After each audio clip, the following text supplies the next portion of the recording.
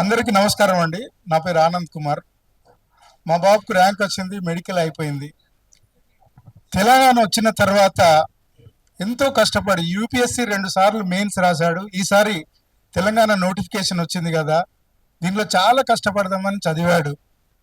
చాలా అంటే ఎన్ని గంటలు? 8 గంటలు. వాళ్ళ యూత్ మొత్తం దాంట్లో పోయింది.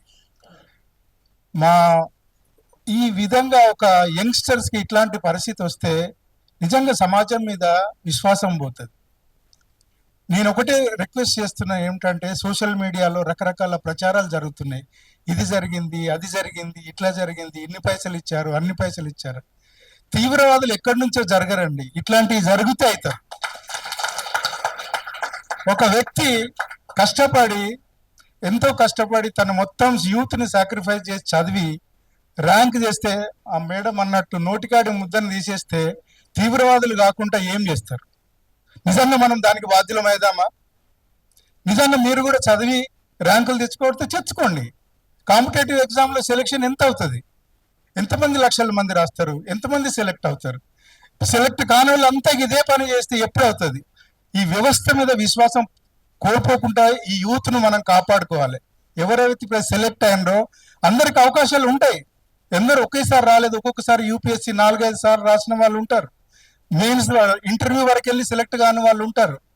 ఇది కాంపిటేటివ్ ఎగ్జామ్, అందరూ కష్టపడాలి, మళ్ళీ ప్రయత్నించాలి. అంతేగాని సెలెక్ట్ అయిన వాళ్ళ మీద దుమ్మెత్తు పోసి వీళ్ళు ఏదో లంచాలు ఇచ్చారు, కొనుక్కున్నారు, నిజంగా చాలా బాధగా ఉందండి. నా నా రిక్వెస్ట్ మీడియా మిత్రులకు, గవర్నమెంట్కి ఏంటంటే, ఇంకా జ్యుడిషియరీకి కూడా ఏంటంటే, దయచేసి దీన్ని పరిశీలించండి. నిజంగా ఒక వ్యక్తి కష్టపడి తెచ్చుకున్న దాన్ని నిజంగా మళ్ళీ మొదటికి, అదేదో మనం ఆడుతాం చూడండి, స్నేక్ అండ్ ల్యాడర్స్ ఆట, అలాగా మళ్ళీ అక్కడి దాకా వెళ్ళిన తర్వాత, అది మింగిన తర్వాత మళ్ళీ కిందికి తీసుకొస్తున్నారు. ఇప్పటికీ 3 సార్లు అయింది, ఇది 4వ సారి. నిజంగా ఈ యూత్కి ఏం మెసేజ్ ఇస్తున్నాం మనం? నాకు ఒకటి ఏంటంటే, ఇట్లాంటి ప్రచారాలను గవర్నమెంట్ స్ట్రాంగ్గా నిలబడాలి. వాళ్ళు చేసిన దాన్ని కరెక్ట్గాని నమ్మితే వీళ్ళను రక్షించుకోవాల్సిన బాధ్యత గవర్నమెంట్దే. గవర్నమెంట్ వాళ్ళని రక్షించుకోవాలి. ఎందుకంటే గవర్నమెంట్ మీద విశ్వాసం పోకూడదు. మళ్ళీ ఎగ్జామ్ జరగచ్చు, మళ్ళీ ఇదే రిపీట్ అవుతుంది. అసలు దీనికి అంతం ఎక్కడ? ఎప్పుడూ సెలెక్ట్ కాని వాళ్ళు ఎక్కువనే ఉంటారు. It is elimination process. Select కాని వాళ్ళు వాళ్ళు అదే మాట మాట్లాడతారు, మాకు అన్యాయం జరిగింది. ఎవరి సైడ్ చూస్తారు? ఎవరైతే న్యాయంగా కష్టపడి రాశారో వాళ్ళకి తప్పకుండా అవకాశం వస్తుంది, ఇప్పటి కాకుండా తర్వాత. నేను ఎవరైతే రాలేదో వాళ్ళని ఏం క్రిటిసైజ్ చేయట్లేదు.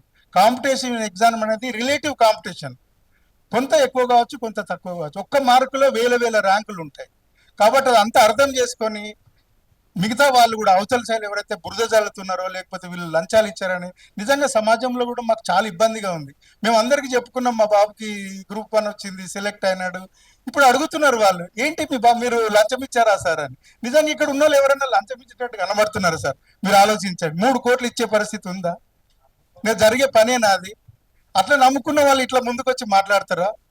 దయచేసి ఆలోచించండి. వ్యవస్థల మీద నమ్మకం కోల్పోకుండా చేయండి. జ్యుడిషియరీ కూడా నాది అదే రిక్వెస్ట్, మీడియాకు కూడా అదే రెస్పెక్ట్, గవర్నమెంట్ కూడా అదే రిక్వెస్ట్. మేము న్యాయంగా, ధర్మంగా కష్టపడి మా బాబు ర్యాంక్ సంపాదించాడు, వానికి న్యాయం చేయమని అడగడానికి ఇక్కడికి వచ్చాం. Thank you. Subscribe us and press the bell icon for more interesting updates.